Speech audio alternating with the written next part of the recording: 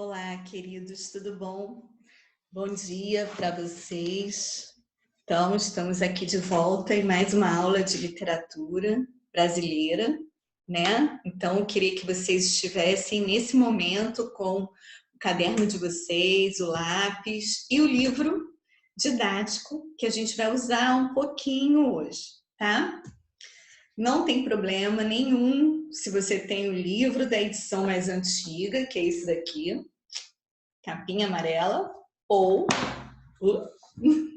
se você tem esse livro aqui, que é a edição mais moderninha, que é o de capa verde, tá? Não tem o menor problema, mas hoje a gente vai usar um pouquinho, porque tem coisas sobre a narrativa que interessam a gente, que estão no livro didático, ok?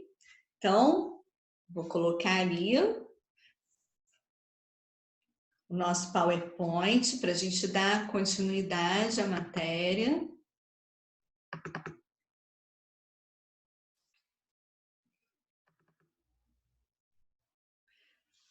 E apareceu. Então, na última aula que a gente teve, eu estava explicando para vocês, né, sobre o drama, a narrativa, a diferença entre eles. Coloquei esse slide aqui a respeito do drama, que são as características do drama. Se você não copiou os tópicos, vou dar um tempinho, sem falar nada, para você dar pausa no seu computador e copiar esses tópicos no seu caderno, porque eles são importantes, ok? Então, vai lá. Copiado? Então, ótimo. Vamos passar para o próximo, que a gente também viu a aula passada, são as características da narrativa. Pode também dar uma pausa e copiar, tá? As características. Ok? Ótimo. Então, agora a gente vai esmiuçar mais um pouquinho, tá? Ver em detalhes as características da narrativa, que é o que vai interessar para a gente a partir de agora. Então, primeira característica que eu coloquei ali da narrativa é o enredo, tá? Esse slide você não vai precisar copiar no seu caderno. Por quê? Porque ele já está no livro, tá? Ok? Então, você está vendo que eu coloquei aqui embaixo tanto a referência da página do livro antigo, que é o de capa amarela, quanto a referência da página do livro novo, que é o de capa verde, tá? Então, no livro amarelo, mesma coisa que está escrita nesse slide, você vai encontrar na página 80 do livro amarelo. Eu coloquei ali página 80, quadrinho, né? Vou mostrar aqui para você. Então, quem tem o livro amarelo vai estar na página 80 nesse quadrinho aqui. Um quadrinho amarelo que está no cantinho da página, tá? Então, o que que tem escrito aqui? Exatamente a mesma coisa que está escrito nesse slide para você. Então, não precisa copiar esse slide, ok? Ah, Cristiane, eu não tenho livro amarelo, eu tenho o livro verde. Não tem problema nenhum. No livro verde, você vai encontrar essa mesma informação na página 135. Está exatamente igual ao que está escrito no livro amarelo, que é exatamente esse mesmo conteúdo que está no slide aparecendo para você agora, tá? Só que no livro verde ele vai estar nesse quadrinho aqui, sempre no canto direito da sua página, só que vai ser um quadrinho lilás, ok? Mas a informação é exatamente a mesma. Então, você não precisa copiar esse slide porque ele aparece no seu livro, tá? Então, vou chamar mais um pouquinho aqui. Na verdade, a respeito desse slide, a gente já falou um pouco na aula passada. Então, o que que eu digo aqui para você, né? Que eu tirei do seu livro didático. É a respeito das partes do enredo, né? O enredo, como a gente já viu, ele é composto por introdução, complicação, clímax e desfecho, né? Então, na introdução ou na apresentação, normalmente é o quê? O início da história. e o momento em que o narrador apresenta os fatos iniciais, o tempo, o espaço, ele mostra os personagens e ele se mostra, né? Você vai perceber se eu tenho um narrador personagem ou um narrador observador, ok? A partir da introdução vai ter um momento em que vai aparecer o conflito. Aqui, ó, coloquei até em negrito para você. Então, vai aparecer o conflito, né? Nesse momento, a gente tem a complicação ou desenvolvimento. O que é o conflito? É aquele momento de maior tensão, é o problema, né, da narrativa.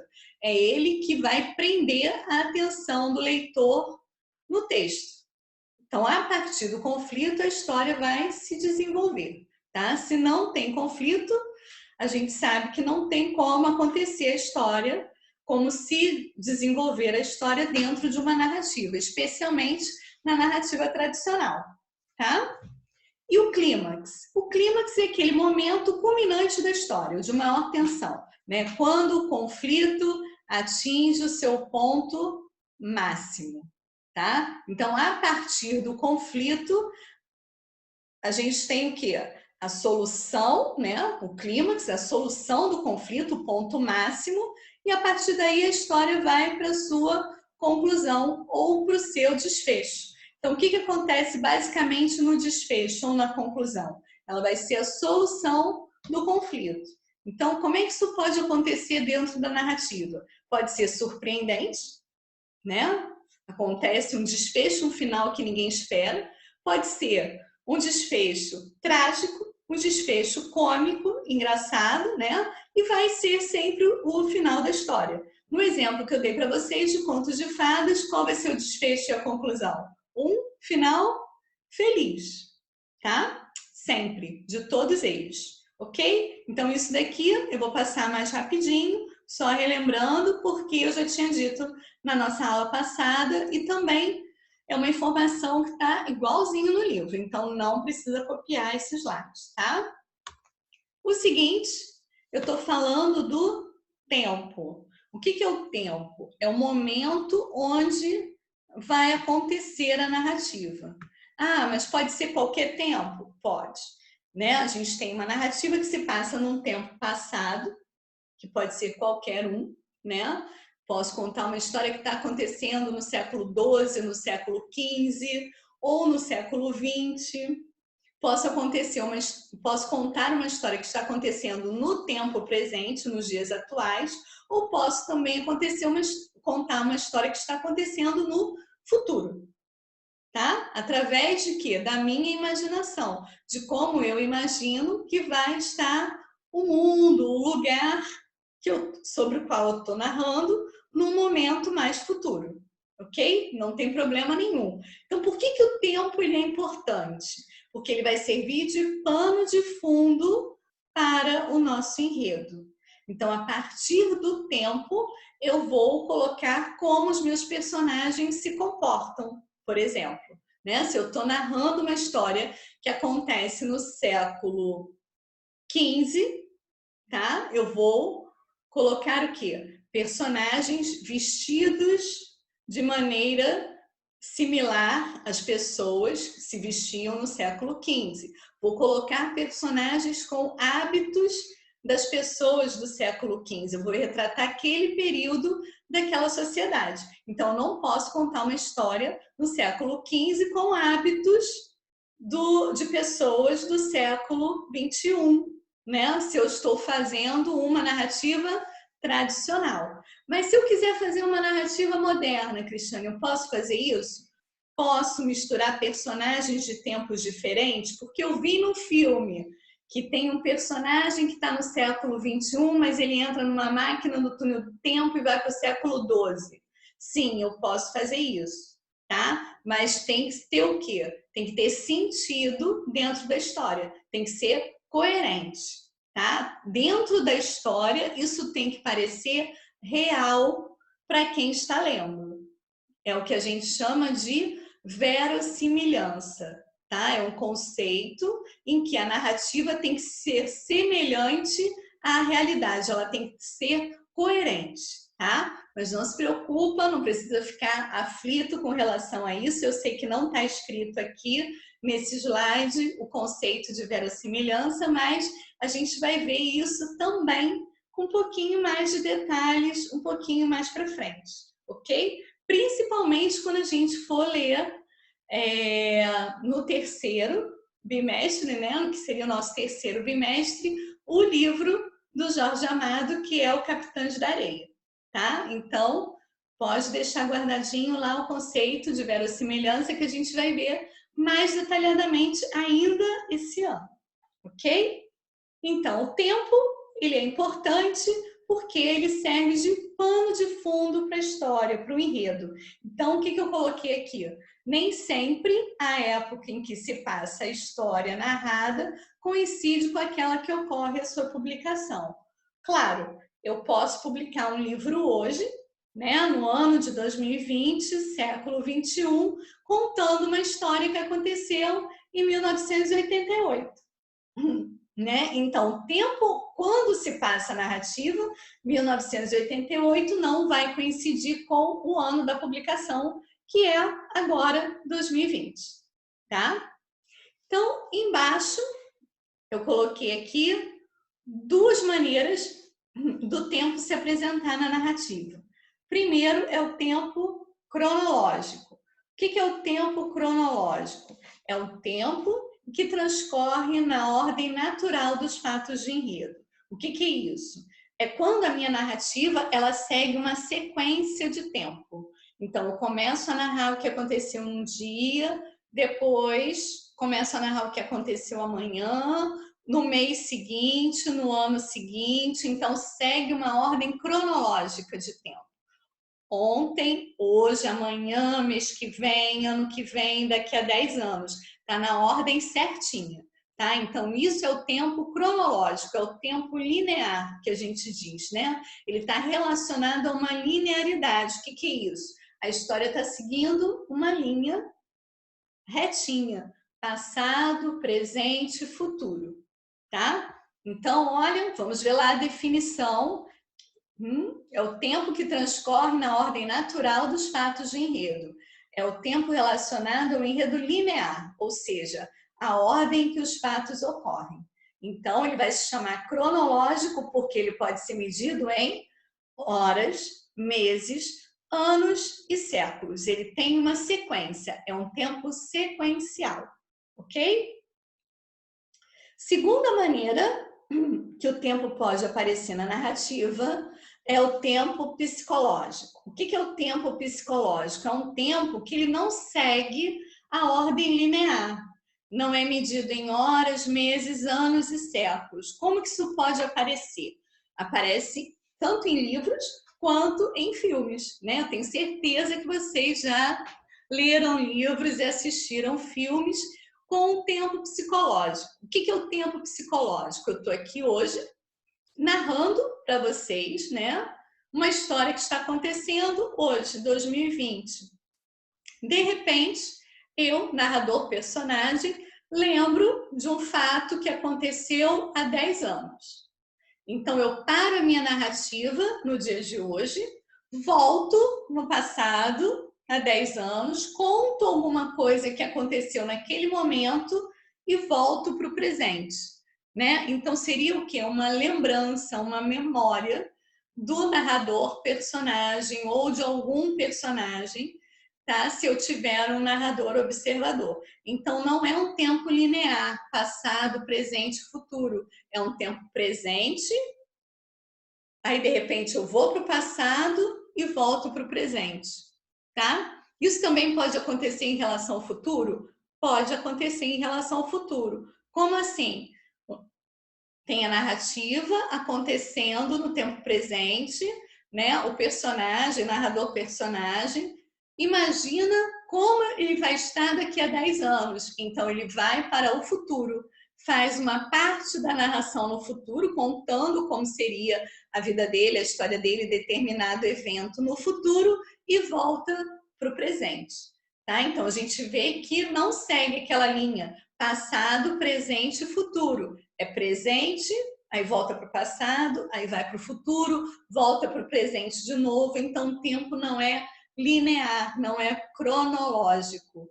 Então, vai ser um tempo o quê? Medido pelas lembranças, pela imaginação do narrador, tá? Pela viagem no tempo, no presente, vai para o passado e vai para o futuro. Então, por isso que a gente chama de tempo psicológico, tá? Porque está na memória ou na imaginação do narrador, ok? Então, vamos ver a definição que está aqui embaixo.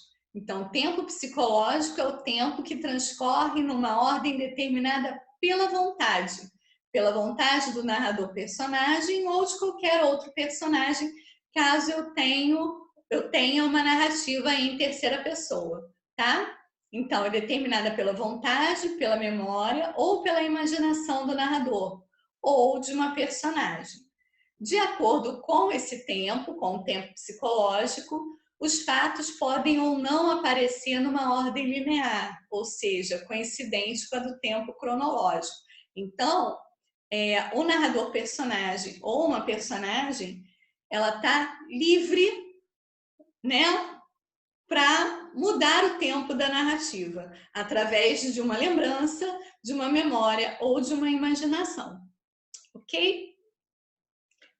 Aqui embaixo, eu coloquei para vocês uma técnica que é muito utilizada quando eu tenho narrativa ou filme também, no cinema, de tempo psicológico. É a técnica do flashback, né? O recurso que o narrador usa, que consiste em quê? Em voltar no tempo.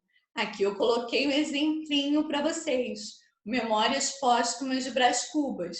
Memórias Póstumas de Brás Cubas é um romance, um livro muito famoso, escrito por um escritor brasileiro, né? Talvez o maior escritor que a gente teve no Brasil de todos os tempos, que é o Machado de Assis. Então, o que o Machado de Assis, né, o narrador do texto Memórias Póstumas de Brás Cubas, o que ele faz, né? O que ele conta nessa história?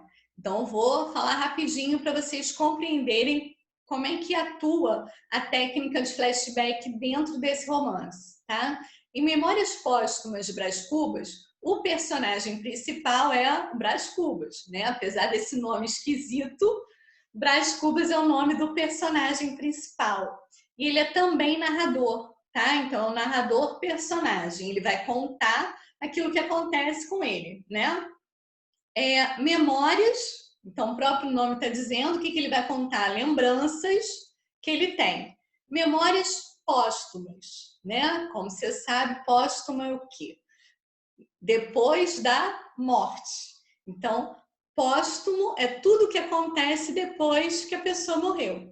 Então, na verdade, o Brás Cubas, ele é um personagem, narrador personagem, o romance é todo em primeira pessoa, ele é um narrador personagem, ele está morto e ele vai contar a vida dele. Então, ele está no momento presente, né? Morto, isso aí, ele é um fantasma, tá? Ele está morto hoje, com 60 e poucos anos, e ele se apresenta no cemitério, né, do lado da tumba dele, e ele vai contar a vida dele desde quando ele era criança, da família, da infância, depois da adolescência, quando ele estava na faculdade, da namorada que ele teve, da profissão, do desejo que ele teve de entrar para a política, vai contar de quando ele era adulto, de quando ele era mais velho, vai contar até o momento da morte dele. Então, o que ele faz? Ele está narrando no presente,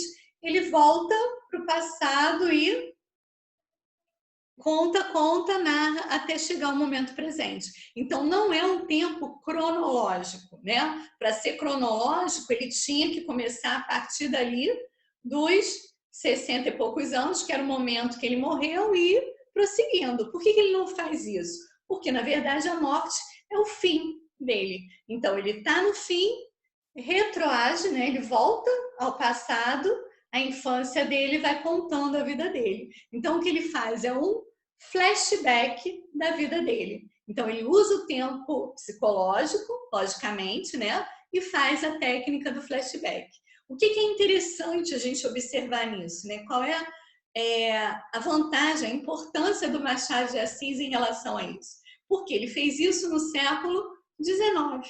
Hoje a gente vê a técnica do flashback o tempo inteiro. No cinema, na novela, nos livros, nos romances, é comum para a gente.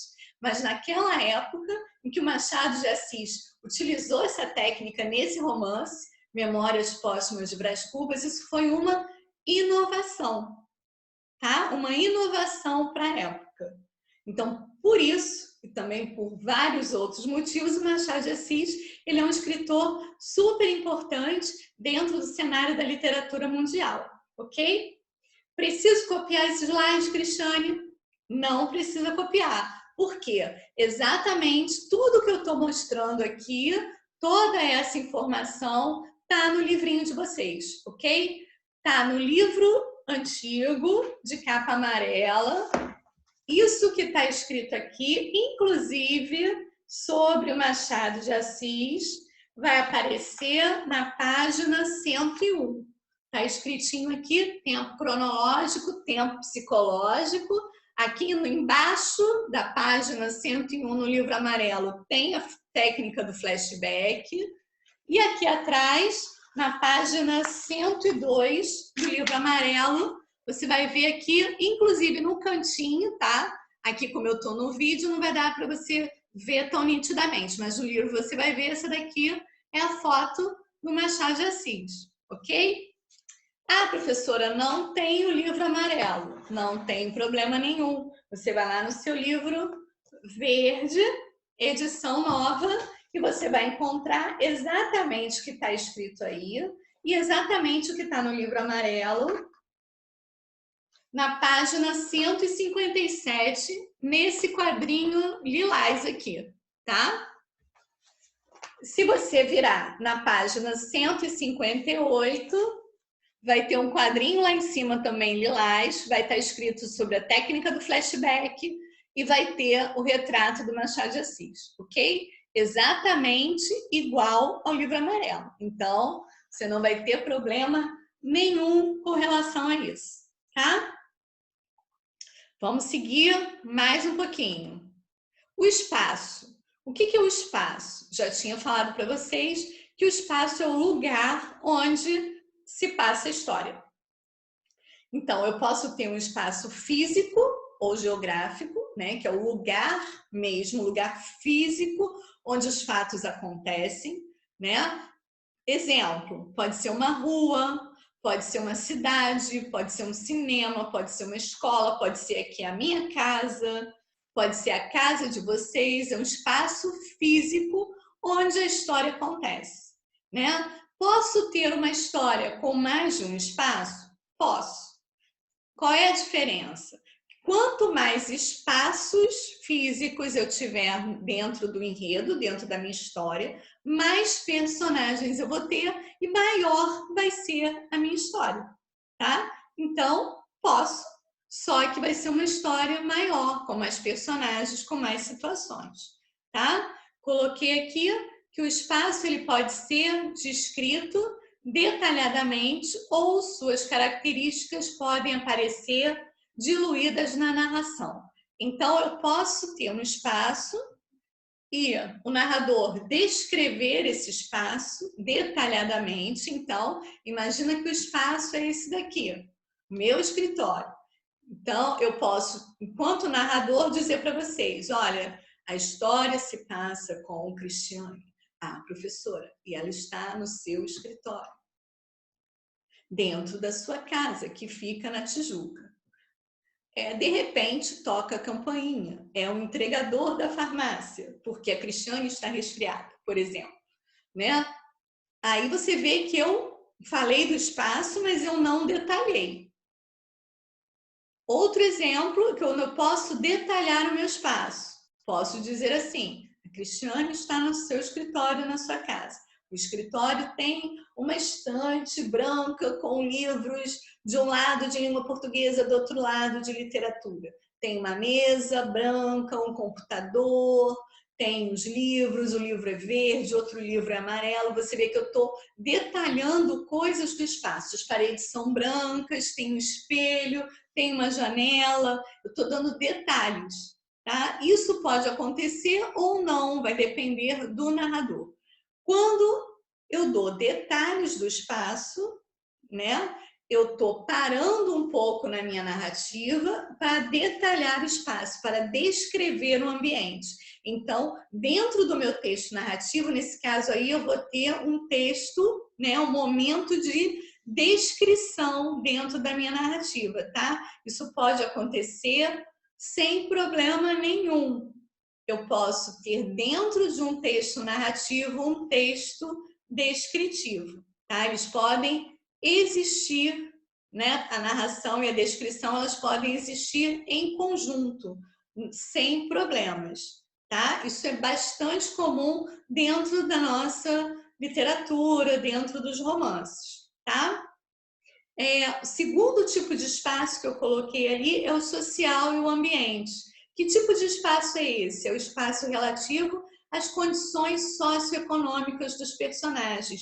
Se eles são ricos, se eles são pobres, tá? As condições morais, se o personagem é bom, é mau, psicológicos, os problemas que eles têm de desvio de caráter, tá? Então, esse espaço que é influenciado pelas condições socioeconômicas dos personagens, é um espaço social, ok? Então, o espaço social, ele vai situar, ele é importante porque ele situa os personagens na época em que eles vivem, no grupo social do que eles fazem parte. Então, se eu tenho um grupo social de pessoas ricas, o meu personagem tem que se comportar de acordo com aquele grupo, né? Normalmente. Se ele se comporta diferente, tem um propósito dentro da narrativa, tá? Então, ele tem que estar situado naquela época, naquele grupo social e naquelas condições para que a história tenha sentido, ok? E esse pedacinho aqui do espaço, eu só vou ter no livro antigo. No livro novo, eu não tenho. Então, se você tem o livro novo e deseja copiar, esse é o momento de você dar a pausa, tá? E copiar. Se você tem o seu livro amarelo, esse trechinho que está aqui nesse slide vai aparecer na página 102, ok? Então, o que a gente está vendo agora? Mais detalhes a respeito do que eu tinha dito para vocês na aula passada, ok? O que falta a gente ver? Detalhes do narrador, detalhes dos personagens e dos tipos de discurso, ok? E aí a gente vai se aprofundar, estudar isso nos textos, tá? Então, eu vou ficar por aqui. Não vou passar dever de casa de literatura, porque eu quero que vocês pensem sobre as aulas, revisem, leiam, né, essas páginas que eu coloquei aqui embaixo do livro. Caso vocês tenham dúvidas, meu e-mail vai ser disponibilizado, mas eu acredito que seja tranquilo, né, porque eu acho que essa é uma matéria mais de revisão para a gente entrar realmente no estudo do texto e nas questões de interpretação de texto que são de suma importância dentro da nossa vida acadêmica, ok? Então, boa semana para vocês, tudo de bom, aproveitem a leitura, aproveitem para lembrar a matéria e até a próxima semana. Tchau, tchau!